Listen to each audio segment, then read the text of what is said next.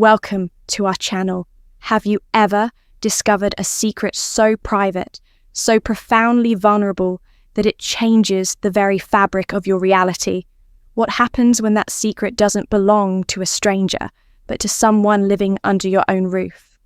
And what do you do when comforting them? Helping them leads you down a path so forbidden that there is no turning back. This is a true story about a moment of shocking discovery, a deeply held insecurity, and an intimacy that should have never been born. But before we unlock the door to this complicated and sensitive story, I need you to do something for me. Hit that like button, subscribe to the channel for more true stories that explore the hidden corners of human desire, and prepare yourself. The line between right and wrong is about to get very blurry. It was late, the kind of quiet just past midnight where the house settles into a deep, rhythmic breathing. I was downstairs in the laundry room, the gentle hum of the washing machine, a familiar, comforting sound. In the stillness, my husband David had retreated to our bedroom. Hours ago, his retreat a familiar pattern of early nights, an unspoken distance. Our marriage had become a quiet, courteous arrangement, a partnership of shared bills and polite inquiries about each other's day. The passion had long since faded, replaced by a comfortable yet soul-crushingly lonely routine. I was a ghost in my own home, my presence acknowledged but rarely truly seen. I had this habit, this little ritual of control. I'd fold everyone's clothes separately, stacking them in neat, crisp piles, and leaving them outside their respective doors. It was a small, maternal act that made me feel needed, in control, even on the days when my life felt anything. But that night I was more tired than usual. A deep, weary ache settled in my bones. My eyelids drooped as I picked up a stack of clean t-shirts, my mind already halfway to sleep, navigating the dimly lit hallway. I pushed open a door I thought led to the guest room, but the room wasn't the guest room. It was Ethan's, my stepson, 19 years old, tall and awkwardly handsome. A boy still navigating the treacherous landscape of impending adulthood. And there he was lying on his bed, illuminated only by the cool, sterile glow of his phone screen. Completely naked, his hands were moving slowly, almost hesitantly across himself, his focus absolute. I froze, the breath catching in my throat, the stack of t-shirts suddenly heavy in my arms. He didn't hear me come in. His attention was entirely inward, his expression a painful mixture of frustration and deep-seated embarrassment. "Why does it still curve like this?" he muttered under his breath. The words, a low, anguished whisper, not meant for anyone's ears, but his own. Every instinct, every fibre of my being screamed at me to turn around, to shut the door silently, to walk away and pretend I had seen nothing, but something held me there, rooted to the spot. It was a toxic cocktail of emotions.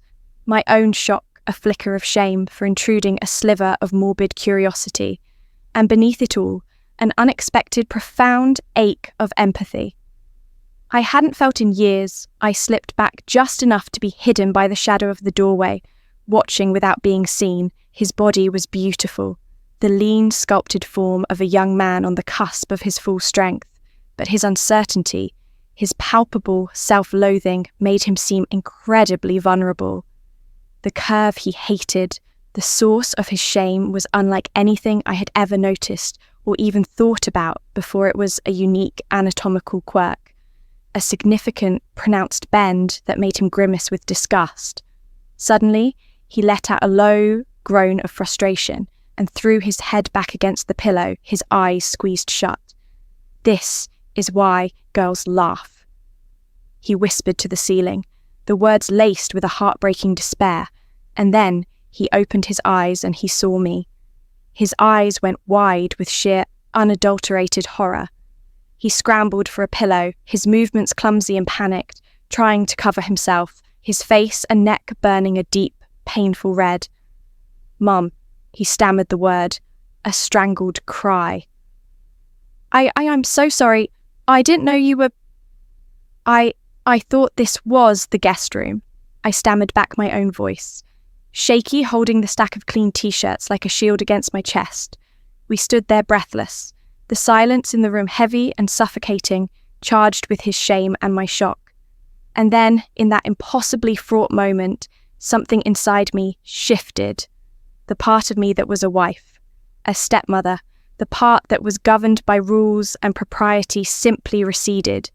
What was left was just a woman looking at a young man in profound pain. I stepped fully into the room and quietly closed the door behind me. The soft click of the latch sounded deafeningly loud. "You don't need to be embarrassed, Ethan," I said, my voice surprisingly soft and steady. "I'm a woman. Nothing about the human body is shocking to me." He looked utterly confused, his panicked eyes searching mine for some sign of mockery or disgust. I walked over and sat down on the edge of the bed beside him, my own heart pounding a heavy, deliberate rhythm. The pillow was still clutched in his hands, a flimsy barrier. "You said the curve bothers you?" I began gently. He nodded, his gaze dropping to the pillow. "Girls, they think it's weird. They laugh." I hesitated, 1,000 alarm bells ringing in my head, but the look of pure misery on his face overrode all of them. I reached out my hand, my fingers trembling slightly, and gently rested it on his thigh, just above the knee. "Maybe I can help you understand it." I said the words, feeling both insane and incredibly right. His breath hitched, his eyes widened, flying back to meet mine. Slowly, hesitantly, he lowered the pillow. I let my gaze follow his, looking at the part of him that caused him so much shame. I reached out again, my touch soft. Clinical at first, but my fingers trembled as they made contact. There was warmth, vulnerability, and a strange magnetic pull. I couldn't explain. "It's not ugly, Ethan," I whispered, my voice thick with an emotion I couldn't name. "It's unique. It's beautiful." He looked at me as if I were the first person in the world to ever speak a kind word to him. And in that moment, the very air in the room changed. The atoms shifted. It was no longer about helping, no longer about a stepmother offering misguided comfort. It was about something deeper, something far more dangerous, something forbidden that was awakening between us. We didn't go any further that night, but the most significant line had already been crossed as I left his room and went to my own. I knew that nothing would ever be the same. I told myself I wouldn't go back to that room, that I would erase the image from my mind. But every time I closed my eyes, I saw him. His nervous, hopeful glance, the way he had looked at me with that heartbreaking mixture of confusion and longing. Nights were the hardest. I'd lie beside David, his breathing deep and even, and feel like a stranger in my own bed. He was blissfully unaware that my heart, my mind, my very soul was no longer there, beside him, but somewhere down the hall in a dark room with his son. It was Ethan who finally broke the silent, screaming tension between us.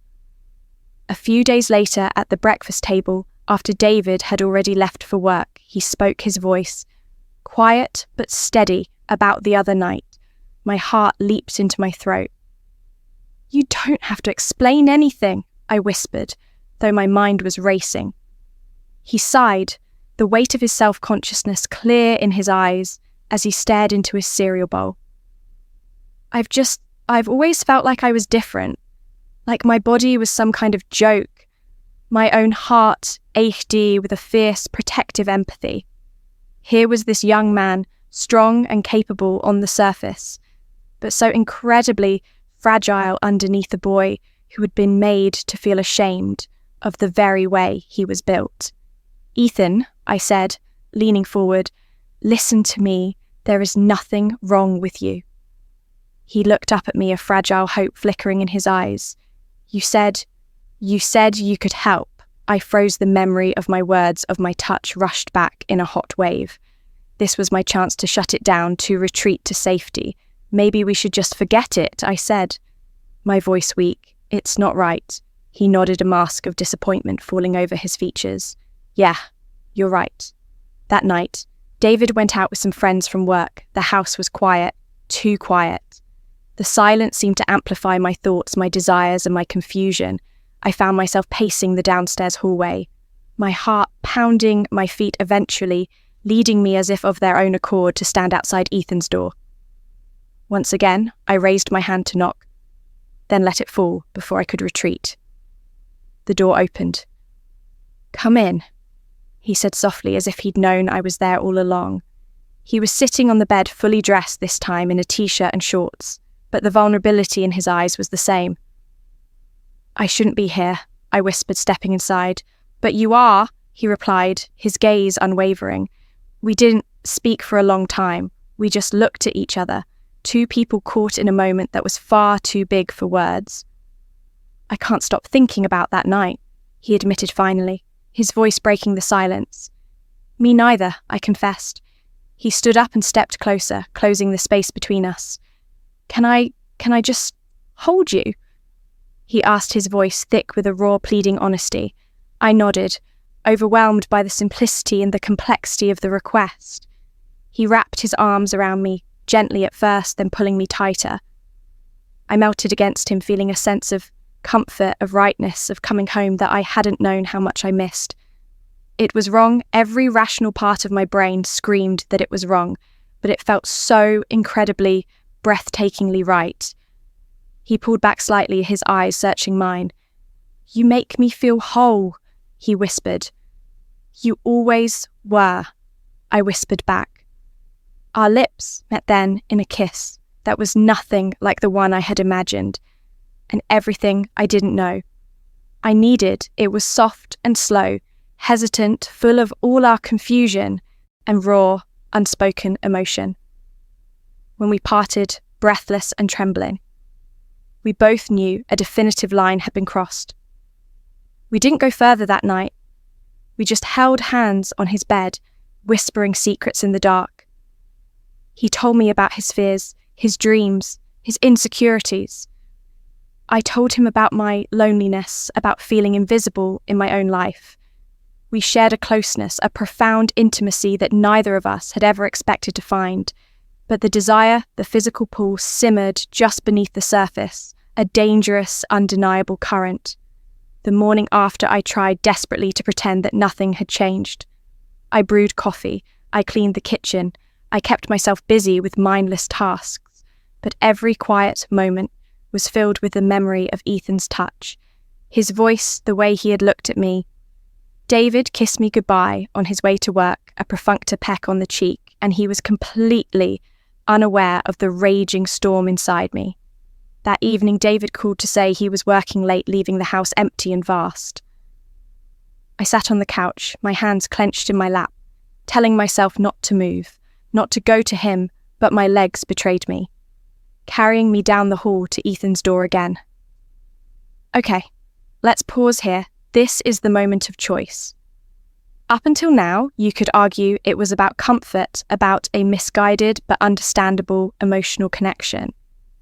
But this next step changes everything. What would you do if you were in my shoes? Would you walk away, or would you open that door? Let me know in the comments. This is where it gets truly complicated. I opened the door. He was lying on his bed, headphones on, eyes closed, when he saw me standing there. His expression shifted, a volatile mix of hope and fear tangled together. "I shouldn't be here," I whispered again, the words feeling like a familiar, useless mantra. "But you are," he replied, sitting up and taking off his headphones. We didn't rush. This time was different. It wasn't a spontaneous reaction, it was a conscious decision. Each touch was slow, deliberate, filled with an aching, tender emotion. He whispered against my skin. "I've never felt this way before. So seen."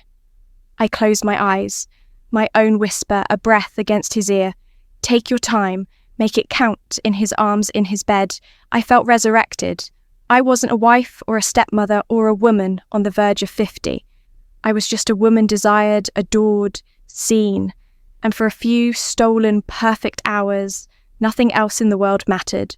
But secrets, especially secrets, this big "don't stay hidden forever." They have a weight, a gravity that warps the world around them. One rainy Thursday, David came home from work, early drenched and tired from a cancelled meeting. I was just stepping out of Ethan's room, my robe slipping loosely from my shoulder. My hair a mess, time froze. The three of us stood in the hallway, a tableau of domestic horror. I was just checking on him. I stammered, my heart hammering against my ribs. He said he wasn't feeling well. David's eyes, tired and grey, searched mine. They flickered to Ethan, who was standing frozen in his doorway, then back to me. I saw a flicker of something, suspicion, confusion, but he just nodded wearily. Okay, well, I'm going to go take a shower. Relief washed over me so potent it made me dizzy, or maybe it was just denial that night. I lay awake, my heart pounding with every creak of the house. What if he knew? What if he was just waiting, watching?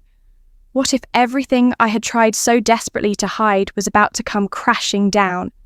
The atmosphere in the house grew colder, thicker with unspoken tension.